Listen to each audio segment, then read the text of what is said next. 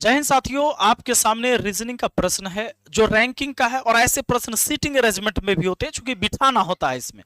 तो साथियों, ऐसे सवाल को कैसे बनाते हैं, आइए एक सवाल हम बनाएंगे और जो 2026 के रेलवे के एलपी एग्जाम में पूछा गया था, एलपी वाला एग्जाम में जो पूछा गया प्रश्न है उसको आप सोल्व करेंगे। यहां पर सवाल कहता है कि दी गई जानकारी के आधार पर जवाब देना होता है। 6 छात्र का चर्चा किया है, P Q R S T और यू।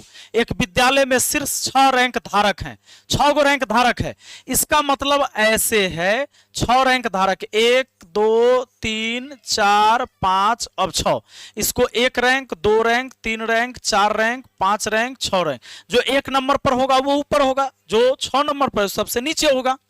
कहता है क्यू की रैंक आर और एस के रैंक के बीच में है। देखिए सवाल कहां से बनेगा, सवाल वहां से बनेगा जहां से एक व्यक्ति का फिक्स जगह देले है, पहले उसको सेट करना होता है।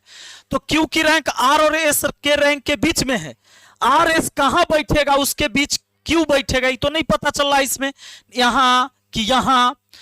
लेकिन आगे कहता है क्यू की रैंक चौथी है, तो क्यू यहां बैठ गया, क्यू के रैंक चौथी हो गए। आर यहां तो एस यहां, एस यहां तो आर यहां अब होगा। अब कहता है टी और एस के रैंक के बीच 2 छात्र हैं, टी और एस के रैंक के बीच 2 छात्र हैं और कहता है उनमें से टी की रैंक न्यूनतम है। अगर आप जानते हैं सबसे ऊपर आर और एस के रैंक के बीच क्यू जो है आर और एस के बीच, अगर हम एस यहां लिख देते हैं तो आर यहां लिखना पड़ेगा। और आगे कहता है टी और एस के रैंक के बीच 2 छात्र हैं, टी और एस के, तो टी नीचे लिख देंगे, टी और एस के बीच 2 हो गया। दूसरा बात एक चीज और कहा था, उनमें टी की रैंक न्यूनतम है, इसलिए टी यहां आ गया, एस ऊपर हो गया, एस आर के बीच क्यू भी आ गया। अब कहता है यू की रैंक पी के रैंक से ठीक ऊपर है, तो 2 गो जगह बचल है, यू के रैंक पी के रैंक से ठीक ऊपर है।